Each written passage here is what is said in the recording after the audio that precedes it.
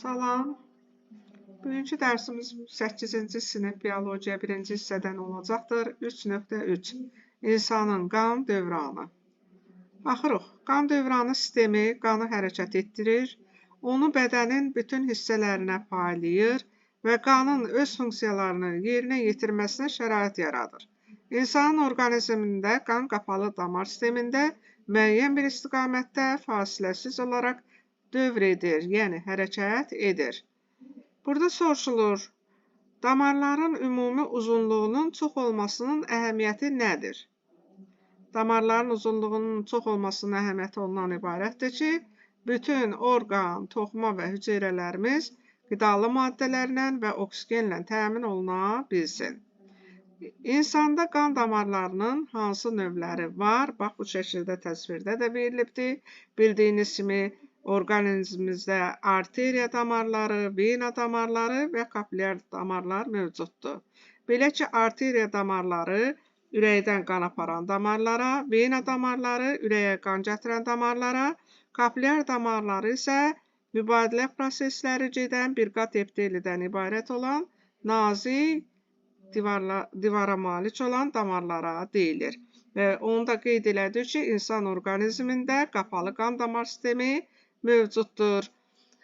Ən çox təzyiq arteriya damarlarında olur. Çünki bilavasitə böyük qan dövranı arteriya sol aorta qövsü ilə başlayır. Odur ki, arteriya damarlarının divarının quruluşuna baxsaq, görərik ki, daxili epiteli qatıdır, sonra elastiki liflər mövcuddur, sonra saya əzələ qatı gəlir və xaricdən isə xarici qat olaraq birləşdirici toxumadan əmələ gəlmiş qirşanla örtülü olur. Bundan başqa, vena damarının quruluşuna baxaq, enkəsiyinin təsvirində. Gördüyünüz kimi, burada da daxili epiteli qatıdır. Sonra, burada da epiteli qatından sonra elastiki lif mövcuddur. Ancaq elastiki liflərin miqdarı nazikdir arteriya damarına nisbətən. Çünki arteriya damarlarında təzyiq vena damarlarından yüksək olur. Və saya əzələdən sonra isə xaricdə, burada da yenə xarici qat olaraq birləşdirici toxumadan əmələ gəlmiş xarici qatla əhatə olunmuşdur. Həmçinin vena damarlarının daxilində gördüyünüz kimi, bax belə aypara qapaqlar mövcuddur ki, qanın bir tərəfli istiqamətdə axmasını təmin eləyir.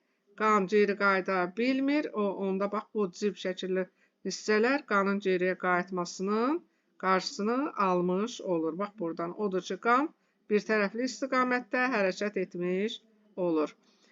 Qeyd elədik ki, bizdə qan dövranı qapalıdır. Arteriya damarları ilə vena damarları arasında, bax, bu gördüyünüz kimi nazik bir qat epitelidən təşkil olunmuş kapilyar damarlar mövcuddur ki, orada mübadilə prosesləri həyata keçirilmiş olur. Qan dövranına gəlincə, insan orqanizmində 4 kameralı ürək var, 2 qan dövranı var, böyük qan dövranı və ağciyər dövranı. Böyük qan dövranı bütün orqanlarımıza oksigenlə zəngin olan qanı, həm də qidalı maddələri daşımış olur. Bildiyiniz kimi, böyük qan dövranı, mən burada indi təsvirdə verəcəm, ürəyin sol mədəciyindən başlayır və məməlilərdə olduğu kimi bizdə də bu dövran, böyük qan dövranı sol aorta qövsü ilə başlayır. Sol aorta qövsündən həm başa, gördüyünüz kimi, deməli, başa və yuxarı ətraflara o arterial qan daşınır, həm də bu arterial qan, bax, iri arteriyalar vasitəsilə bədən orqanlarımıza aparılmış olur.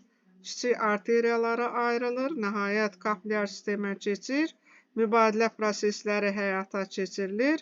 Arterial qan venoz qana çevrilir. Venoz qan vena kapilyarlarına toplanır. Vena kapilyarlarından isə gördüyünüz kimi bu vena damarları nisbətən böyüyür. Aşağıdan aşağı boş vena vasitəsilə, deməli, yuxarıdan isə, bax, gördüyünüz kimi yuxarı boş vena isə başdan və yuxarı ətraflardan venoz qanı toplayaraq ürəyin sağ qulaqcığına gətirmiş olur. Beləliklə, böyük qan dövranı sol mədəcikdən başlayır və sağ qulaqcıqda sona çatır. Kiçik qan dövranı isə sağ mədəcikdən başlayır. İndi mən bunun təsviri silim. Kiçik qan dövranı daha yaxşı qeyd eləməkdən ötürü, görsənməkdən ötürü orada da istifadə eləyək. Baxırıq. Kiçik qan dövranı sağ mədəcikdən başlayır. Venoz qan ağciyər arteriyası ilə, ağciyər çötüyü də deyirlər ona. Bax, başlayır. Deməli, gedir ağciyərlərə. Sağ və sol ağciyərlərə. Bax, sağ və sol. Bu da gəlir, bax, buradan da həmçində sağ ağciyərlərə gedir venoz qan. Və burada kapilyar sistemə keçərək mübadilə prosesləri yenə həyata keçirilir.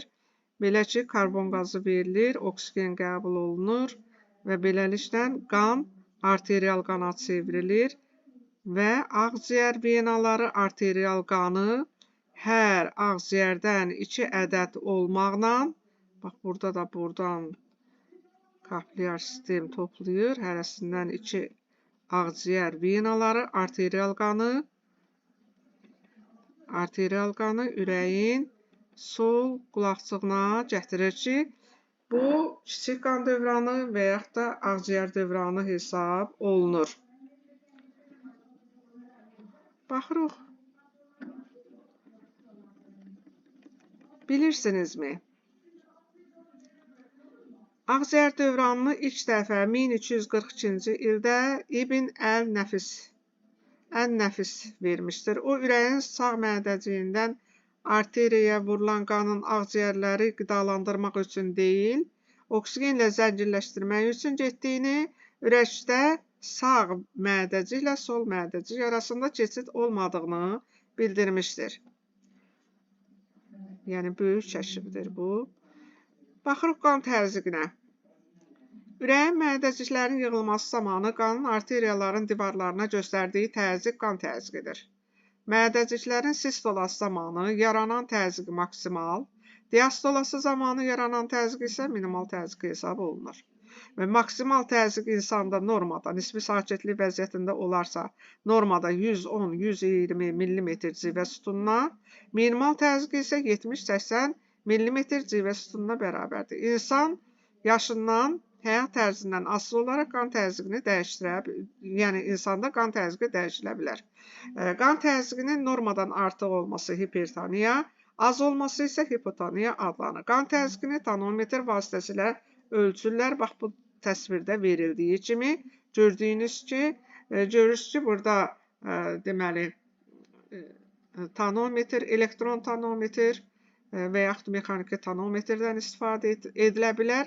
Yəqin ki, hər evdə bax, bundan istifadə olunur qan təzyiqini ölçmək üçün.